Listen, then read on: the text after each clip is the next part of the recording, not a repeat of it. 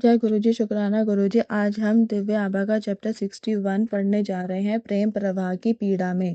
गुरु जी से मिलना मेरे जीवन का सबसे सुंदर अनुभव रहा है। मार्च 2005 में जब मैं अत्यंत अस्वस्थ चल रही थी, मुझे उनके प्रथम दर्शन का सौभाग्य प्राप्त हुआ। अक्सर मैं चिकित्सालयों में रहा करती थी। मेरे पैर पैर इतने सूजे हुए थे कि मेरी बेटियों को उन्हें उठाकर बिस्तरे या भूमि पर रखना पड़ता था। मैं चलने का सोच भी नहीं सकती थी। जमीन पर बैठना तो दूर की बात थी। पहले दिन जब मैं गुरुजी के पास गई, मुझे मेरी 96 वर्षीय आंटी उनके पुत्र और पुत्र वधू लेकर गए थे। मैं चल भी नहीं पा रही थी और मेरी सांस फूल रही थी। लंगर के बाद जब मैं घर गई तो कई वर्षों बाद मुझे चैन से नींद आई। गुरुजी के पास आने पर मेरे मधु रक्तचाप और कोलेस्ट्रॉल के स्तर अति उच्च थे। मुझे गल ग्रंथि और गुर्दों की समस्याएं थी। सोते हुए ऑक्सीजन की कमी के कारण मुझे नींद नहीं आती थी। रोग को निद्रा अश्वसन कहते हैं। मेरे में कोई ऊर्जा नहीं थी और मेरा शरीर इतना फूला हुआ था कि लेटे रहने के अलावा मैं कुछ नहीं कर सकती थी। गुरुजी ने मुझ में ऊर्जा का संचार किया है और मेरा जीवन ऐसे परिवर्तित किया है जिसकी मैं कल्पना भी नहीं कर सकती थी। यह पुनर्जन्म लेकर जीवन के नए रूप में रहने के समान है। मेरे शारीरिक उपचार के साथ साथ मेरा मानसिक उपचार भी हुआ है। दूसरे या तीसरे लंगर के पश्चात गुरु जी ने हमें लंगर के बादे रोक लिया। उनका प्रेम प्रवाह इतना तीव्र है कि मैं सब कुछ भूलकर उसके आनंद में डूब गई। सब समस्याएं भूलकर जीवन इतना सरल हो जाता है कि हम सदा उनके संरक्षण में रहना चाहते हैं। वह मेरे सर्वस्व हैं, क्योंकि मैं उनके बिना कुछ नहीं कर सकती हूँ और कुछ करना भी नहीं चाहती हूँ। त्रिदेव एक ही हैं और वह हमें बचाने के लिए अवतरित हुए हैं। उनके पास पहुँचना ही अपने आप में एक चमत्कार है। हमारे जीवन में उनकी उपस्थिति अनिवार्य है और हम केवल उन्हें अपना अप्रतिबंधित प्रेम और आस्था समर्पित कर सकते हैं। उनके साथ होने का तात्पर्य है कि अपने किसी पिछले जन्म में उनके साथ थे और हम उनके अभिन्न अंग हैं। इसी कारण हम इस जन्म में भी उनके साथ हैं। हमें संगत को अपना वृहद परिवार मानना चाहिए। मैं गुरुजी के साथ अत्यंत कम समय रह पाई हूँ, किंतु मुझे प्रतीत होता है कि इस अल्पकाल में भी उन्होंने मुझे मृत्यु का ग्रास बनने से बचाया है। 1994 में मेरे पति किसी और से प्रेम करने लगे। मुझे लगा मानो मेरा जीवन ध्वस्त हो गया है।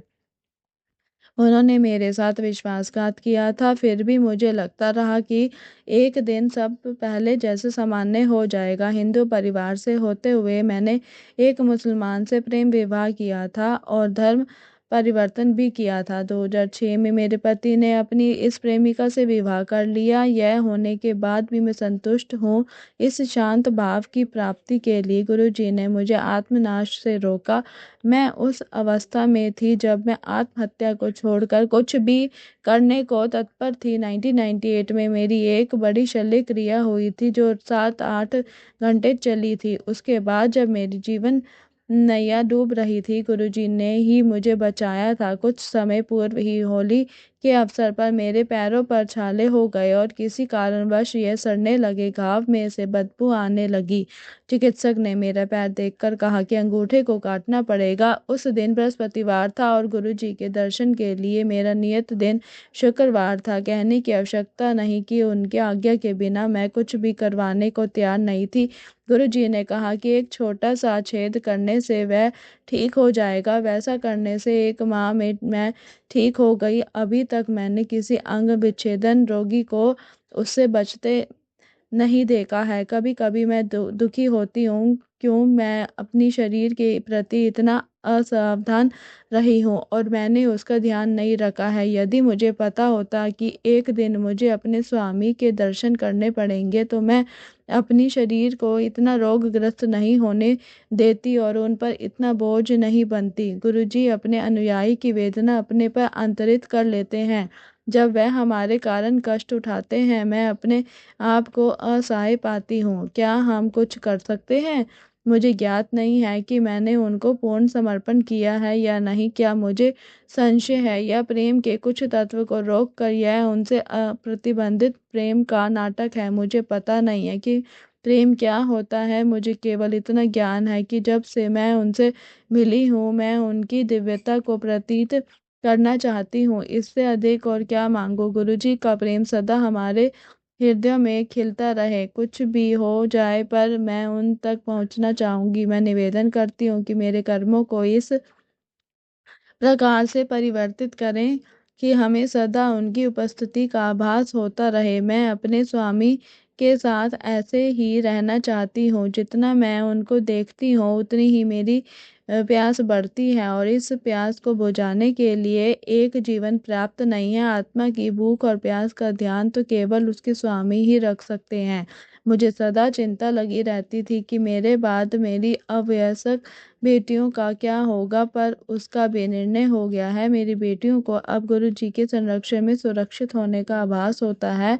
उनको जो प्रेम अपने पिता या मेरे से नहीं मिला, वह उनको गुरुजी और उनकी संगत से मिल रहा है। यह बात मुझे आनंदित करती है। मैं मोक्ष का अर्थ नहीं जानती, मेरे लिए उनके दिव्य दर्शन ही मोक्ष है। यह तो मेरी यात्रा का आरंभ है, जिसकी का पता नहीं है, किंतु वह अत्यंत रोचक होगी, इसमें कोई संदेह नहीं है। लक्ष्य तो दिव्य परमात्मा से मिलने का है। यदा कदा गुरुजी मेरी ओर देखते हैं, मानो कह रहे हो कि तुम्हारे अल्लाह वह नहीं कर पाए जो गुरु ने कर दिखाया है। ऐसे समय पर मैं मूक बन कर उनको देखती रहती हूँ, अपना सिर तक नहीं हिला पाती हूँ और कुछ भी कहने में असमर्थ रहती हूँ। आज मुझे लगता है केवल अल्लाह ही यह कर सकते हैं। शनि शनि मुझे विश्वास हो गया है कि वह उस सर्वशक्ति और ऊर्जा के स्रोत है जिसके हम अंग मात्र हैं। विभिन्न काल में विभिन्न अवतारों में वह मानवता को सही मार्ग और उनके कष्टों से बचाने के लिए आए हैं। आप उनको अल्लाह, राम या गुरु नानक किसी भी नाम से संबोधित कर सकते हैं। मेरी कामना है कि मेरा मन उस स्तर पर पहुंच सके जहां पर मुझे केवल उनका आभास हो और मुझे सदा उनके कमल चरणों में स्थान मिले। मेरा गुरु प्रेम इतना सशक्त हो कि उनके और मेरे मध्य और कोई ना आ सके। सच्चे भक्त की भांति मैं उनकी सराहना कर सकूं, क्योंकि उन्होंने हमें वह सब दिया है जो हमारे लिए आवश्यक था। हम तुच्छ प्राणी उनके लिए कुछ भी करने में असमर्थ हैं। हम केवल उनके प्रति धन्यवाद और हार्दिक आभार प्रकट कर उन्हें जीवन प्रयत्न कर याद रख सकते हैं। वे सदा हमारे दुष्कर्मों को क्षमा करें। हम मनुष्य हैं और भूल कर सकते हैं, तो गुरुजी कृपा हमें मोह से बचाएं और हमारी अंतिम सांस तक आपके प्रति श्रद्धा सदा विकसित होती रहे। उनके बाद हमें आपकी सहायता की आवश्यकता और अधिक होगी। हम आपकी छत्र छाया में सौभाग्यशाली हैं। भावात्मक ढंग से हम सुरक्षित हैं और इतने पूर्ण हैं कि शांति का तो कोई प्रश्न ही नहीं उठता है। मैं अपने आप से पूर्णतः संतुष्ट हूँ। यह प्रशांत भाव है। कभी कभी मेरे हृदय में कृतज्ञता का प्रवाह इतना अधिक होता है कि मेरी अश्रुधारा बहने लगती है। यह अति सुंदर अनुभव होता है जब केवल प्रेम के कारण आंसू बहे। गुरु जी के पास 2 बार आने के बाद मुझ में उनके समीप होने की चाहत बढ़ गई है। मैं अपने आप को रोक नहीं पाती थी। मेरे पति को क्रोध आता था और हम झगड़ते थे, पर मैं गुरुजी के पास पहुंच जाती थी। हर बार गुरुजी प्रश्न किया करते थे कि मैंने क्या बहाना बनाया है, और मैं व्यथित अ, होती थी कि उन्हें कैसे पता। किंतु अब मुझे पता है कि वे तो स्वयं परमात्मा हैं और उनको प्रत्येक कर्म का ज्ञान है। हम कठपुतलियों को उनकी उंगलियों पर नाचना है, उनके बिना हमारा अस्तित्व ही नहीं है। गुरुजी के बारे में लिखना सरल नहीं है। उनके आकर्षण को शब्दों में प्रकट करना अत्यंत कठिन है। यदि सारे महासागर स्याही बन जाएं और सारी पृथ्वी कागज, तो वह भी संभव नहीं हो पाएगा। मैं अपने प्रभु और स्वामी की प्रशंसा प्रलय तक करती रहना चाहूंगी। कृपा करें कि मैं ऐसा कर सकूं। शब्द कम पड़ जाएंगे, किंतु मेरी भावना कम नहीं होगी। अंत में मैं अपनी 5 इंद्रियां उनके चरणों में समर्पित करना चाहूंगी और वह मेरी इस भेंट को स्वीकार करें। जय गुरु जी, शुक्राना गुरु जी। इसी के साथ दिव्य आबा का ये चैप्टर समाप्त होता है। कल हम दिव्य आबा में पढ़ेंगे एक आशीष से गुर्दे का आकार बढ़ा। जय गुरु जी, शुक्राना गुरु जी। मेरे वॉइस में अगर किसी को अच्छा लगे तो चैनल को शेयर, लाइक और सब्सक्राइब करना ना भूलें। ओम नमः शिवाय। शिव जी सदा सहाय। ओम नमः शिवाय। गुरु जी सदा सहाय।